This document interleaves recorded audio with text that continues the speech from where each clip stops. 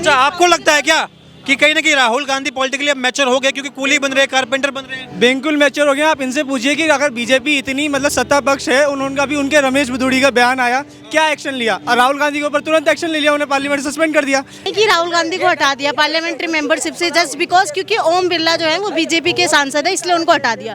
भैया कॉन्स्टिट्यूशन पढ़ो जाके, कॉन्स्टिट्यूशन में लिखा हुआ है कि अगर किसी व्यक्ति ने अपराध 2 साल से ज्यादा की उसकी सजा होती है तो उसकी मेंबरशिप रद्द कर दी जाएगी। इस कारण बस उनका रद्द हुआ है ना, कोई भी बीजेपी ने उसको बाहर नहीं निकाल दिया। ये कह रहे हैं कि मोदी जी की सरकार है, दैट्स व्हाई उनको पार्लियामेंट्री मेंबरशिप से हटा दिया।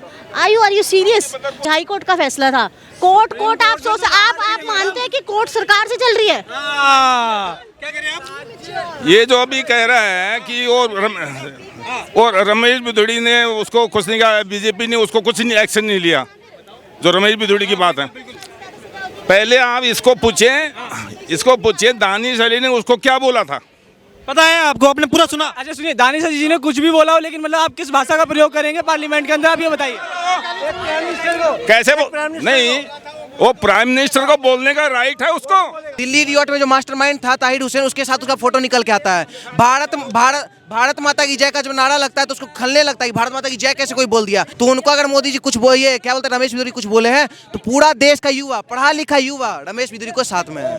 बोलना चाहूंगी, ये मिस्टर कह रहे हैं, ये कहते हैं कि बीजेपी के राज में महिलाएं असुरक्षित है, भारत माता की हत्या हो रही है, क्या कहना चाहिए? राहुल गांधी तो कुछ भी कहता है। राहुल गांधी, आपको लगता है उनकी बातों, उनकी स्टेटमेंट यू कैन थिंक कि उनको सीरियसली लेना चाहिए? लेकिन आजकल पॉलिटिकली मैच्योर हो गए हैं ना, कभी कूली बन जाते हैं, कभी कारपेंटर बन रहे हैं, जनता के बीच में जा रहे हैं, पॉलिटिकली मैच्योर नहीं हुए क्या Rahul Gandhi? Do you personally believe that politically mature यही होता है कि आप पर्सनली लोगों के बीच में अगर आप कूली बन रहे हैं तो यार पॉलिटिकली मेच्योर?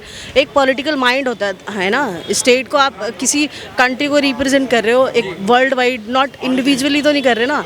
वो कभी कुछ स्टेटमेंट देते, कभी कुछ स्टेटमेंट देते। आउट ऑफ इंडिया जब वो गए, अभी उनका भी स्टेटमेंट फिर भी वर्बल, इंडिया के बारे में वो ऐसी ऐसी चीज़ें बोल रहे हैं, वी कैन नॉट थिंक कि वो प्राइम मिनिस्टर बन सकते हैं नेक्स्ट टाइम। अभी उनको प्राइम मिनिस्टर के लिए तो बहुत टाइम है, और आना तो मोदी को ही है। Modi ji is the best. State wise तो खैर सीएम तो आई थिंक किसी और गवर्नमेंट की हो तो it will be work, like Delhi में अगर केजरीवाल नहीं होना चाहिए। नहीं होना चाहिए केजरीवाल? अरे इसकी तो मॉडल की चर्चा होती है पूरे भारत में, कह रहे हैं कि मॉडल मैं पूरे भारत में लेके जाऊंगा। I don't like Kejriwal personally, because मेरी फैमिली से खुद ही 3-4 लोग टीचर्स हैं जो दिल्ली गवर्नमेंट स्कूल में पढ़ाते हैं।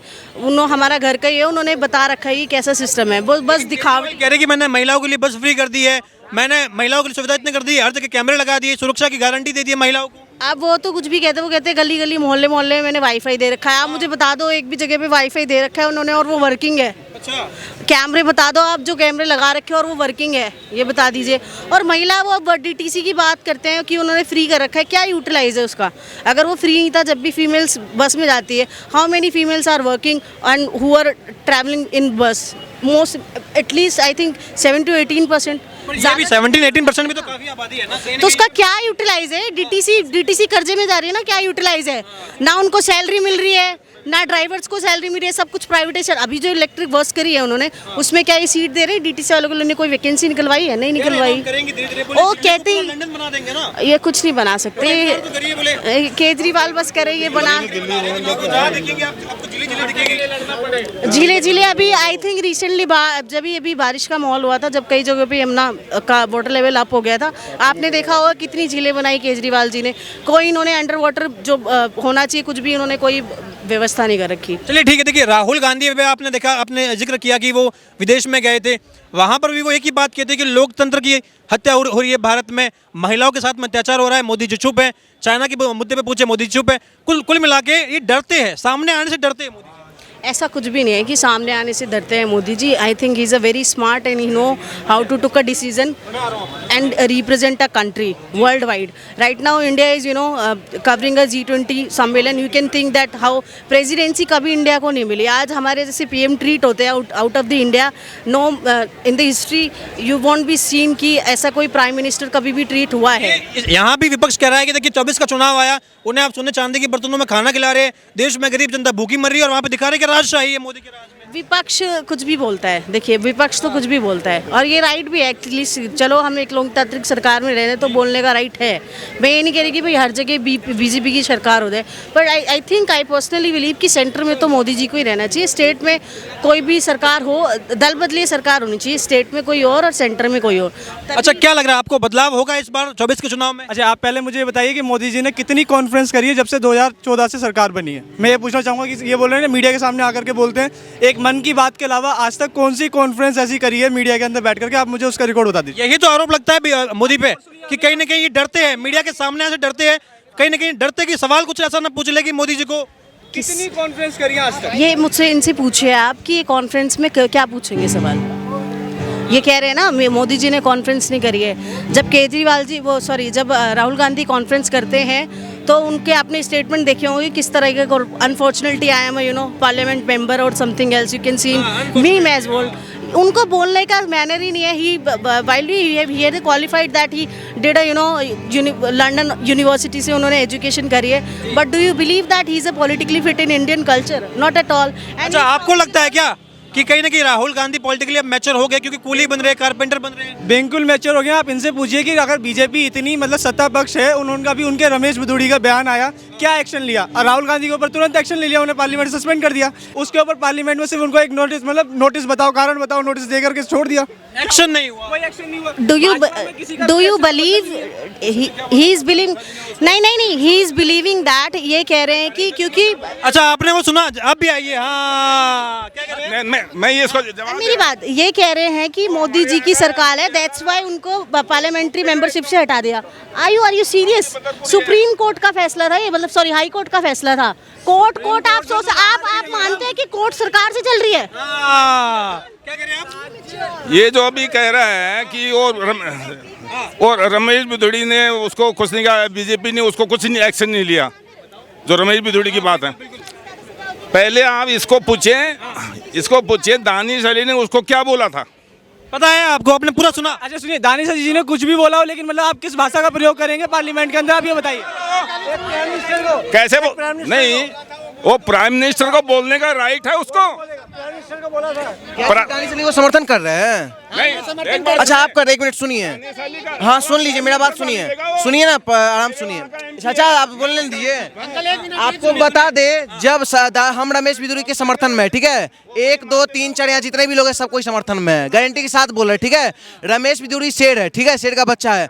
दूसरी बात आपको बता दे कि जब संसद भवन में घुटना में तेल लगाना जायज है, जब संसद भवन में आंख मारना जायज है, जब संसद भवन में चुम्मा लेना जायज है, जब संसद भवन में एक महिला होकर हरामी शब्द का प्रयोग करना जायज है, जब हमारे प्रधानमंत्री जी को संसद भवन में मौत का सौदागर, चौकीदार, चोर है बोलना जायज है, प्रधानमंत्री नीच है तो नीच नहीं बोलेंगे तो और क्या बोलेंगे, ये बोलना जायज है। कोई दिक्कत नहीं है सर, पूरा देश रमेश भदौड़ी के समर्थन में है जी। और रमेश भदौड़ी के समर्थन में इसलिए है, दिल्ली रियोट में जो मास्टरमाइंड था ताहिर हुसैन, उसके साथ उसका फोटो निकल के आता है। भारत माता की जय का जब नारा लगता है तो उसको खलने लगता है कि भारत माता की जय कैसे कोई बोल दिया। तो उनको अगर मोदी जी कुछ बोलिए, क्या बोलते हैं, रमेश भदौड़ी कुछ बोले हैं तो पूरा देश का युवा, पढ़ा लिखा युवा रमेश भदौड़ी को साथ में है। बोलना चाहूंगी, ये मिस्टर कह रहे हैं कि राहुल गांधी को हटा दिया पार्लियामेंट्री मेंबरशिप से जस्ट बिकॉज क्योंकि ओम बिरला जो है वो बीजेपी के सांसद है, इसलिए उनको हटा दिया।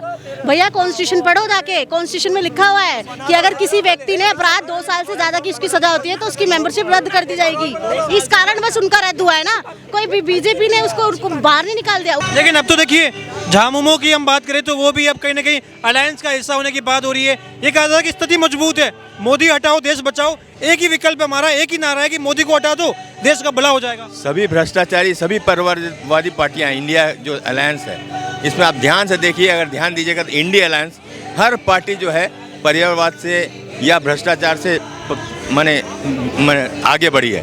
और ऐसे आगे बढ़ने से हम नहीं चाहते हैं कि मोदी को हटाने के लिए ऐसे पार्टियों का समूह होना चाहिए। एक अच्छे लीडर की ज़रूरत है देश को। अगर सब्स्टिट्यूट मोदी को हटाना भी है तो एक ऐसा लीडर चाहिए जो उसके समकक्ष खड़ा हो सके। लेकिन राहुल गांधी आपने देखा होगा कि दिल्ली में ही अभी कभी कूली बन रहे हैं, कभी कारपेंटर बन जाते हैं, कभी ट्रेन में यात्रा करे बिलासपुर जा रहे हैं। तो ये राहुल गांधी का एक क्रेज बढ़ गया, कहा जा रहा है कि राहुल गांधी पॉलिटिकली मैच्योर हो गए। नहीं, क्रेज नहीं बढ़ गया, ये पिक्चर में बने रहने के लिए वो हथकंडे अपना रहे हैं। कोई उनका एडवाइजर है जो गलत सलाह दे रहा है, हथकंडे ऐसा दिखा रहे हैं कि हम पिक्चर में बने रहें। ये और कोई कारण नहीं है, क्योंकि राहुल गांधी और मोदी को कंपेयर किया जाए तो डिफरेंस इतने। अच्छा 9 साल हो गए भाजपा के, 9 सालों में आपको क्या लग रहा है कि क्या काम किया भाजपा ने, तरक्की करी है क्या? सबसे बड़ी बात जो है हमारे देश में देशभक्ति, ये जो भावना है, आप ध्यान दीजिएगा। पहले हम लोग देश के बारे में नहीं सोचते थे, अपने बारे में सोचते थे। अभी महंगाई होने के बावजूद हम बोलते महंगाई बढ़ने दो, 200 रुपये के बदले पेट्रोल 200 भी हो जाए, लेकिन हम मोदी को लाएंगे। क्यों लाएंगे मोदी को? कि हमारा भावना जो जगह है देश में, विश्व जो नेता बनने का जो हमारा समय आया है, भूखे रहेंगे चलेगा, भूखे रहेंगे चलेगा, सैक्रिफाइस तो करना ही पड़ेगा। खाने को पेट में दाना नहीं, खाना मिलेगा, संघर्ष कीजिए, बहुत काम है। लेकिन आपको क्या है, यहाँ पर दिखाना है कि हम देश, अपने देश में तो तरक्की करेंगे। पर कैसी देशभक्ति होगी? आप झंडा पकड़ ही नहीं पाएंगे जब पेट में खाना ही नहीं है, गिर जाएंगे। ऐसा आप अगर पिक्चर देखिए तो आईटी सेक्टर में जो ग्रोथ है इंडिया का, हम तो अपना झारखंड एरिया से रहते हैं, हर जगह में तरक्की हो रहा है। अगर कोई यंग आदमी अच्छा पढ़ाई करे उसको नौकरी नहीं मिलेगा, ऐसा बात नहीं। अब 44 साल में सबसे ज्यादा महंगाई, सबसे ज्यादा बेरोजगारी, ये जो आंकड़े आ रहे हैं, ये आपको क्यों लग रहा है कि नहीं ये सही नहीं है? देशभक्ति होनी चाहिए, देशभक्ति मैं खुद कहता हूँ, देशभक्ति होनी चाहिए। है ना, जब मेरे पिताजी रिटायर किए तो 745 रुपये सैलरी था 1976 में। आज मेरा जो इनकम है 1.5 लाख रुपया। अगर हम सैलरी बढ़ेगा, इनकम बढ़ेगा, तो महंगाई तो ऑटोमेटिक बढ़ेगा ही, कोई नॉर्मल चीज़ है। नहीं समझे आप? चलिए बहुत बहुत शुक्रिया।